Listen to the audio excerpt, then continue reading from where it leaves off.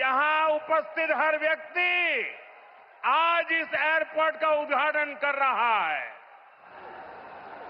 ये आपकी अमानत है, ये आपका भविष्य है, ये आपका पुरुषार्थ है और इसलिए उसका उद्घाटन भी आपके हाथों से हो रहा है। आप अपने भारत माता की जय बोल करके हाथ ऊपर करके फ्लैश लाइट पूरी तरह से दिखाइए। भारत माता की, भारत माता की, भारत माता की। बहुत बहुत धन्यवाद। अब उद्घाटन हो गया।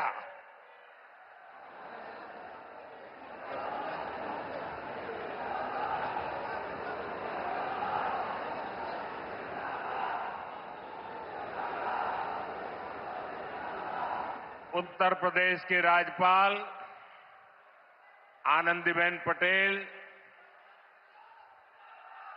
यहां के मुख्यमंत्री योगी आदित्यनाथ जी,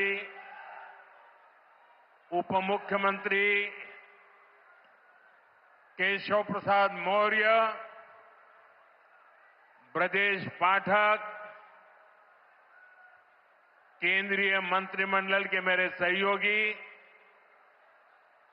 श्री राम मोहन नायडू जी, पंकज चौधरी जी,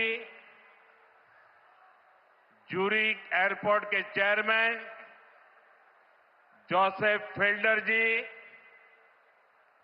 अन्य मंत्रीगण, सांसद, विधायक, अन्य महानुभाव और मेरे प्यारे भाई और बहनों,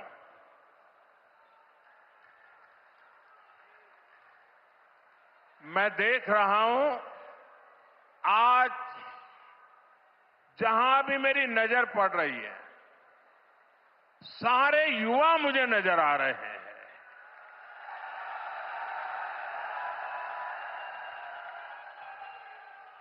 उत्साह से भरे युवा हैं, जोश से भरे हुए युवा है,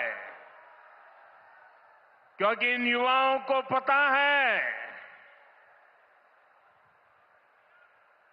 कि ये जो काम हो रहा है ना, ये नौजवानों का भविष्य को नई उड़ान देने वाला काम हो रहा है।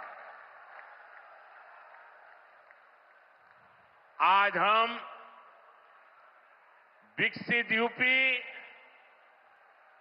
विकसित भारत अभियान का एक नया अध्याय शुरू कर रहे हैं। देश का सबसे बड़ा प्रदेश आज देश के सबसे अधिक इंटरनेशनल एयरपोर्ट्स वाले राज्यों में से एक हो गया है। और आज मेरे लिए गर्व और प्रसन्नता के दो कारण हैं। एक तो ये है, इस एयरपोर्ट का शिलान्यास भी करने का सौभाग्य आप सबने मुझे दिया था और आप सबने इस एयरपोर्ट के उद्घाटन का सौभाग्य भी मुझे दिया।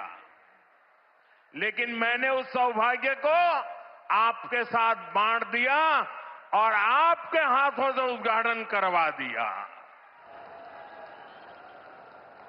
दूसरा, जिस उत्तर प्रदेश ने मुझे अपना प्रतिनिधि चुना, जिस उत्तर प्रदेश ने मुझे सांसद बनाया, उसकी पहचान के साथ, उस उत्तर प्रदेश की पहचान के साथ इस भव्य एयरपोर्ट का नाम भी जुड़ गया है। साथियों, नोएडा का ये एयरपोर्ट आगरा, मथुरा, अलीगढ़, गाजियाबाद, मेरठ, इटावा, बुलंदशहर, फरीदाबाद, इस पूरे क्षेत्र को बहुत बड़ा लाभ होने वाला है। हिंदुस्तान को और उत्तर प्रदेश को तो होना ही होना है। ये एयरपोर्ट पश्चिमी उत्तर प्रदेश के किसानों, छोटे और लघु उद्योगों, यहां के नौजवानों के लिए अनेक नए अवसर लेकर आने वाला है। यहां से दुनिया के लिए विमान तो उड़ेंगे ही, साथ ही ये विकसित उत्तर प्रदेश की उड़ान का भी प्रतीक बनेगा। मैं उत्तर प्रदेश को विशेष रूप से पश्चिम उत्तर प्रदेश की जनता को इस भव्य एयरपोर्ट के लिए बहुत बहुत बधाई देता हूं। साथियों, आज का ये कार्यक्रम भारत के नए मिजाज का प्रतीक है। आप सभी देख रहे हैं कि आज पूरा विश्व कितना चिंतित है।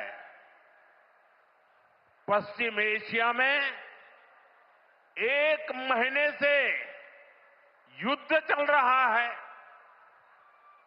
युद्ध की वजह से कई सारे देशों में खाने पीने के सामान, पेट्रोल, डीजल, गैस, खाद, ऐसी कई जरूरी चीजों का चारों तरफ संकट पैदा हो गया है। हर देश इस संकट का सामना करने के लिए कुछ न कुछ कोशिश कर रहा है, प्रयास कर रहा है। और हमारा भारत भी इस संकट का पूरी शक्ति से मुकाबला कर रहा है। देशवासियों की ताकत के भरोसे कर रहा है। भारत तो बहुत बड़ी मात्रा में कच्चा तेल और गैस, ये जहां युद्ध चल रहा है ना, इस युद्ध से प्रभावित इलाके से मंगाता है। इसलिए सरकार हर वो कदम उठा रही है जिससे सामान्य परिवारों पर, हमारे किसान भाई बहनों पर इस संकट का बोझ न पड़े। साथियों, संकट के इस समय में भी भारत ने अपने तेज विकास को निरंतर जारी रखा है।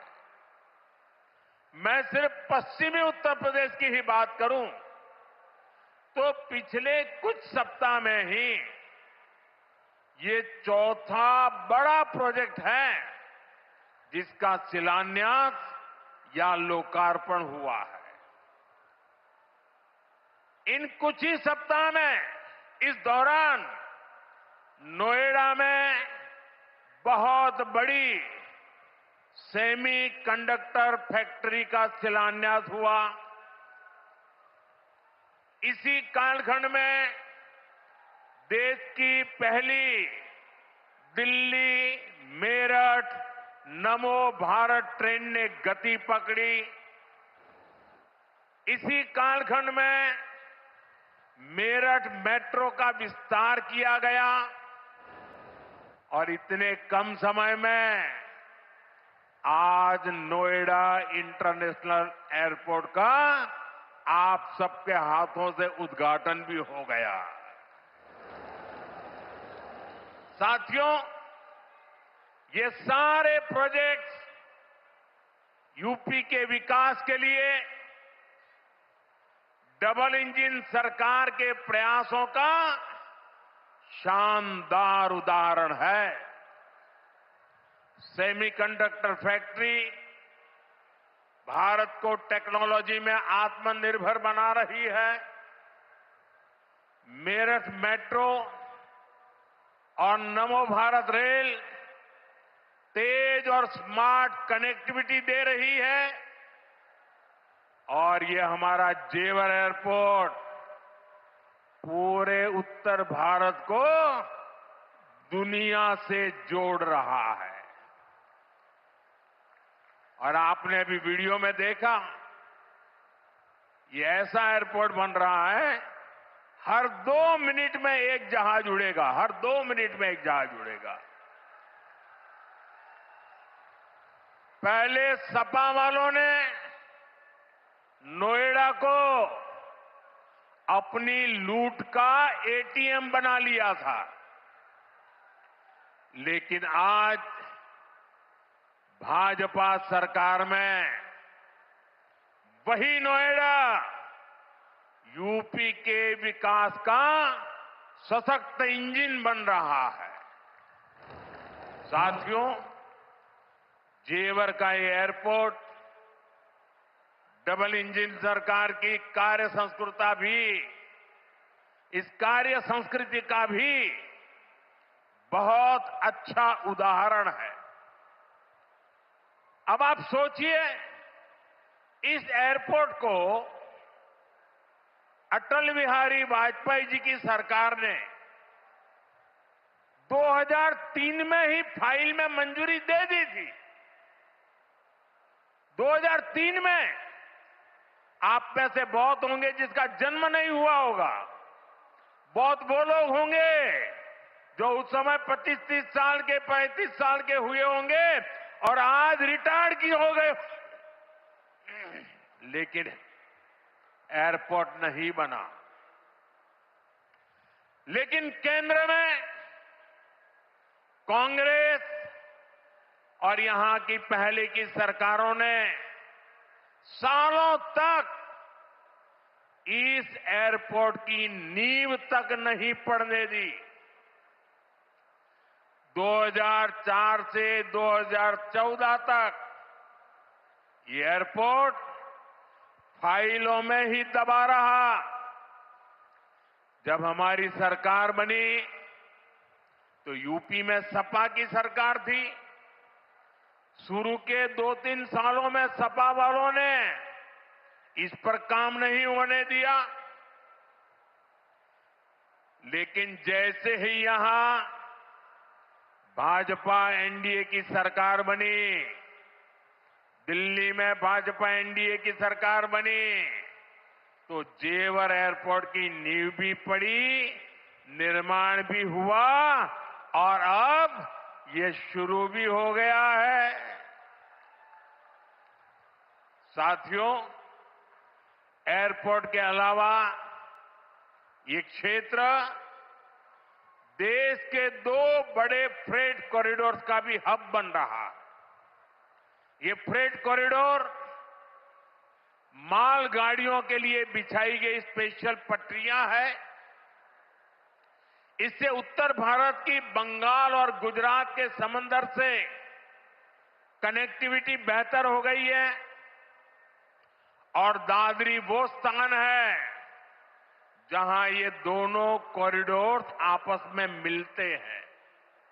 यानी यहां किसान जो उगाते हैं, यहां उद्योग जो कुछ बनाते हैं, वो जमीन से, हवाई मार्ग से दुनिया के कोने कोने तक तेजी से जा पाएगा।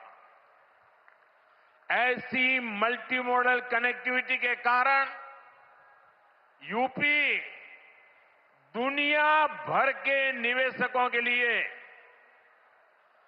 बहुत बड़ा आकर्षण बन रहा है। साथियों, जिस नोएडा को पहले अंधविश्वास के कारण अपने हाल पर छोड़ दिया गया था, कुर्सी जाने के डर से पहले के सत्ताधारी यहां आने से डरते थे। मुझे याद है यहां की सपा सरकार थी और मैंने नोएडा आने का कार्यक्रम बनाया तो मुख्यमंत्री इतने डरे हुए थे कि वो उस कार्यक्रम में नहीं आए और मुझे भी डराने की लोगों ने कोशिश की कि नोएडा मत जाओ मोदी जी, अभी अभी प्रधानमंत्री बने हो। मैंने कहा इस धरती का आशीर्वाद लेने जा रहा हूं जो मुझे लंबे अरसे तक सेवा करने का मौका देगा।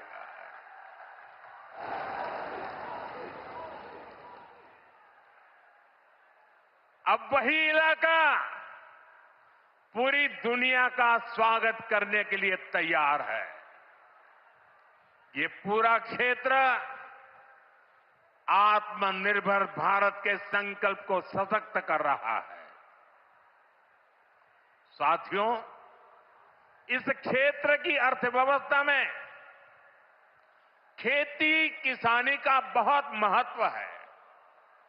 मैं आज उन मेरे किसान भाई बहनों का विशेष रूप से आभार व्यक्त करता हूं जिन्होंने इस प्रोजेक्ट को साकार करने के लिए अपनी जमीनें दी हैं। उन किसानों के लिए जोरदार तालियां बजाइए दोस्तों। मेरे किसान भाई बहनों के लिए जोरदार ताली बजाइए। मेरे किसान भाई बहन, आपके इस योगदान से ही इस पूरे क्षेत्र में विकास का एक नया दौर शुरू होने जा रहा है। आधुनिक कनेक्टिविटी का जो विस्तार यहां हो रहा है उससे पश्चिमी यूपी में फूड प्रोसेसिंग की संभावनाओं को और बल मिलेगा। अब यहां के कृषि उत्पाद दुनिया के बाजारों में और बेहतर तरीके से जा पाएंगे। साथियों, यहां मैं अपने किसान साथियों का एक और बात के लिए भी आभार व्यक्त करना चाहता हूं। आपके गन्ने से जो इथेनॉल बनाया गया है उससे कच्चे तेल पर देश की निर्भरता कम हुई है। अगर इथेनॉल का उत्पादन न बढ़ता, पेट्रोल में उसकी ब्लेंडिंग न बढ़ती, तो देश को हर वर्ष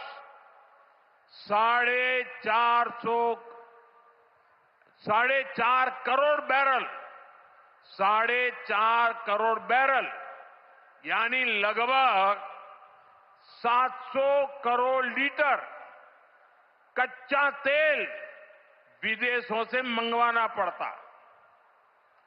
किसानों के परिश्रम ने देश को इस संकट के समय में इतनी बड़ी राहत दी है। साथियों, इथेनॉल से देश को तो फायदा हुआ ही है, किसानों को भी बहुत बड़ा लाभ हुआ है। इससे करीब 1.5 लाख करोड़ रुपए की विदेशी मुद्रा बची है। यानी इथेनॉल न बनाते तो ये पैसा विदेश जाना तय था। बीते वर्षों में इतना सारा पैसा देश के किसानों को मिला है, गन्ना किसानों को मिला है। साथियों, यहां के गन्ना किसानों ने तो पहले के वो दिन भी देखे हैं जब कई सालों तक गन्ने का बकाया लटका रहता था। लेकिन आज भाजपा की डबल इंजन सरकार के प्रयासों से गन्ना किसानों की स्थिति बेहतर हुई है। साथियों, किसी भी देश में एयरपोर्ट सिर्फ एक सामान्य सुविधा नहीं होता। ये एयरपोर्ट प्रगति को भी उड़ान देते हैं। साल 2014 से पहले देश में सिर्फ 74 एयरपोर्ट थे।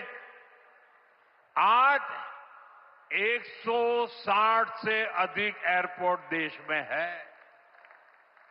अब महानगरों के अलावा देश के छोटे छोटे शहरों में भी हवाई कनेक्टिविटी पहुंच रही है। पहले जो सरकारें रही हैं, वे मानती थी कि हवाई यात्रा सिर्फ अमीरों के लिए ही होनी चाहिए। लेकिन भाजपा सरकार ने सामान्य भारतीयों के लिए हवाई यात्रा को आसान बना दिया। हमारी सरकार ने उत्तर प्रदेश में हवाई अड्डों के नेटवर्क का तेजी से विस्तार करते हुए उनकी संख्या बढ़ाकर 17 कर दी है। साथियों, भाजपा सरकार का निरंतर प्रयास रहा है कि एयरपोर्ट भी बने और किराया भाड़ा भी सामान्य परिवारों की पहुंच में रहे। इसलिए हमने उड़ान योजना शुरू की थी। इस स्कीम के कारण बीते कुछ सालों में 1,60,00,000 से अधिक देशवासियों ने उड़ान योजना से टिकट लेकर सस्ती दरों पर हवाई यात्रा की है। और मैं आपको एक और जानकारी देना चाहता हूं। हाल में ही केंद्र सरकार ने उड़ान योजना को और विस्तार दिया है। इसके लिए लगभग 29,000 करोड़ रुपए की स्वीकृति दी गई है। आने वाले वर्षों में इसके तहत छोटे छोटे शहरों में 100 नए एयरपोर्ट और 200 नए हेलीपैड बनाने की योजना है। यूपी को भी इससे बहुत अधिक लाभ होगा। साथियों, भारत का एविएशन सेक्टर बहुत तेजी से गति और विकास कर रहा है। जैसे जैसे भारत में नए नए एयरपोर्ट बन रहे हैं, वैसे वैसे नए हवाई जहाजों की जरूरत भी बढ़ती जा रही है। इसलिए देश की अलग अलग एयरलाइंस ने सैकड़ों नए जहाजों के ऑर्डर दिए हैं। ये जो नई सुविधाएं, नए जहाज आ रहे हैं, इनको उड़ान वाले और इसको उड़ाने वाले, इनमें सर्विस देने वाले, मेंटेनेंस से जुड़े, ऐसे हर काम के लिए बहुत बड़ी संख्या में वर्कफोर्स की जरूरत होगी। ये युवाओं के लिए बहुत बड़ा अवसर है। इसलिए हमारी सरकार एविएशन सेक्टर में ट्रेनिंग की सुविधाओं का भी विस्तार कर रही है। साथियों, आप जब अपनी कोई गाड़ी खरीदते हैं तो ये जरूर देखते हैं कि उस गाड़ी बनाने वाली कंपनी का सर्विसिंग सेंटर आसपास है या नहीं है। आप जानकर हैरान हो जाएंगे कि हमारे देश में हवाई जहाजों की सर्विसिंग यानी उनके मेंटेनेंस, रिपेयर एंड ओवरहॉल की पुख्ता व्यवस्था ही नहीं थी। भारत के 85 एयरपोर्ट 85% हवाई जहाजों को आज भी मेंटेनेंस, रिपेयर एंड ओवरहॉल यानी एमआरओ के लिए इस काम के लिए विदेश भेजना पड़ता है। इसलिए हमारी सरकार ने ठाना है कि एमआरओ सेक्टर में भी भारत को आत्मनिर्भर बनाएंगे। अब भारत में ही बहुत बड़े पैमाने पर एमआरओ सुविधाएं विकसित की जा रही है। आज यहां जेवर में भी एमआरओ सुविधा का शिलान्यास हुआ है। ये सुविधा जब तैयार हो जाएगी तो ये देश विदेश के विमानों को सेवा देगी। इससे देश को कमाई भी होगी, हमारा पैसा भी देश में ही रहेगा और युवाओं को अनेक रोजगार भी मिलेंगे। साथियों, आज हमारी सरकार की प्राथमिकता देश के नागरिकों की सुविधा है। देश के नागरिक का समय बचे और उसकी जेब पर ज्यादा बोझ भी न पड़े, ये हमारा लक्ष्य है। मेट्रो और वंदे भारत जैसी आधुनिक रेल सेवाओं का इसी भाव से ही विस्तार किया जा रहा है। दिल्ली मेरठ नमो भारत रेल, इसका कितना फायदा हो रहा है ये भी हम सब देख रहे हैं। अभी तक नमो भारत 2.5 करोड़ से अधिक लोग सफर कर चुके हैं। दिल्ली मेरठ के जिस सफर में पहले घंटों लग जाते थे, अब वो सफर मिनटों में ही पूरा हो रहा है। साथियों, विकसित भारत के विकसित आधुनिक इंफ्रास्ट्रक्चर पर हमारी सरकार अभूतपूर्व निवेश कर रही है। बीते 11 वर्षों में इंफ्रास्ट्रक्चर का बजट 6 गुना से अधिक बढ़ाया गया है। इन वर्षों में 17 लाख करोड़ रुपए हाईवे और एक्सप्रेसवे पर खर्च किए गए। 1 लाख किलोमीटर से अधिक के हाईवे का निर्माण किया गया है। 2014 तक रेलवे में सिर्फ 20,000 किलोमीटर रूट का बिजलीकरण हुआ था, जबकि 2014 के बाद से 40,000 किलोमीटर से ज्यादा रेलवे ट्रैक का बिजलीकरण किया गया है। आज ब्रॉडगेज नेटवर्क का लगभग 100% बिजलीकरण हो चुका है। आज कश्मीर घाटी हो या नॉर्थ ईस्ट की राजधानियां, ये पहली बार रेल नेटवर्क से जुड़ रही है। पोर्ट यानी बंदरगाहों की क्षमता बीते दशक में 2 गुने से अधिक हुई है। देश में नदी जलमार्गों की संख्या भी लगातार बढ़ रही है। विकसित भारत के निर्माण के लिए जरूरी हर क्षेत्र में भारत तेजी से काम कर रहा है। साथियों, विकसित भारत बनाने के लिए सबका प्रयास बहुत जरूरी है। ये आवश्यक है कि 140 करोड़ देशवासी कड़े से कड़ा परिश्रम करें और वैश्विक संकटों का एकजुट होकर सामना करें।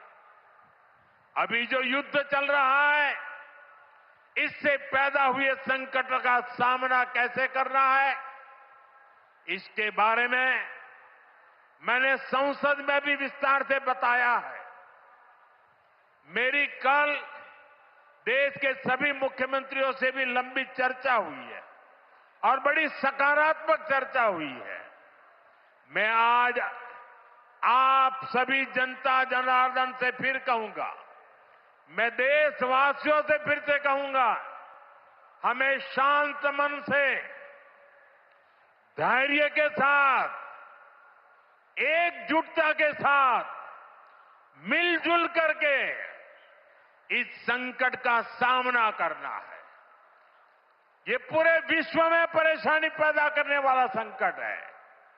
हमें अपने देश की सबसे ज्यादा चिंता करने है और यही हम भारतीयों की सबसे बड़ी ताकत है। मैं यूपी के, देश के सभी राजनीतिक दलों से भी आग्रहपूर्वक कहना चाहता हूं, विनती पूर्वक कहना चाहता हूं, इस प्रकार के संकट में ऐसी बातें करने से बचें जो देश के लिए नुकसानदायक है, जो भारतीयों के हक में है, जो भारत के हित में है, वही भारत सरकार की नीति और रणनीति है। राजनीति के लिए गलत बयानबाजी करने वाले राजनीतिक बहस में तो कुछ नंबर पा लेंगे, लेकिन देश को नुकसान पहुंचाने वाली हरकतों को देश की जनता कभी माफ नहीं करती। कोरोना के महासंकट के दौरान भी कुछ लोगों ने अफवाहें फैलाई, वैक्सीन को लेकर झूठ बोले ताकि सरकार का काम मुश्किल हो, देश को नुकसान हो। परिणाम क्या हुआ? जनता ने चुनावों के दौरान ऐसी राजनीति को नकार दिया, ठुकरा दिया। मुझे पूरा भरोसा है कि देश के सभी राजनीतिक दल भी इससे सबक सीखेंगे और देश के एकजुट प्रयासों को वो बल देंगे, ताकत देंगे। इसी आग्रह के साथ एक बार फिर से उत्तर प्रदेश को इस एयरपोर्ट का उद्घाटन यहां जो भी उपस्थित है आप सब करें।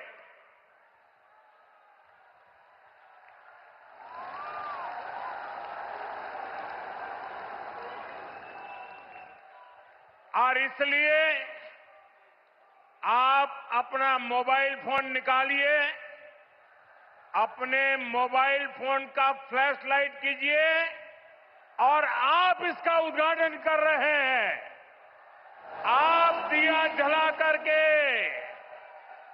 यहां उपस्थित हर व्यक्ति आज इस एयरपोर्ट का उद्घाटन कर रहा है।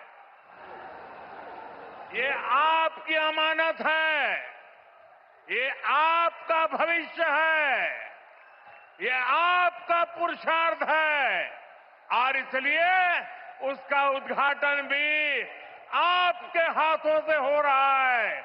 आप अपने भारत माता की जय बोल करके हाथ ऊपर करके फ्लैश लाइट पूरी तरह से दिखाइए।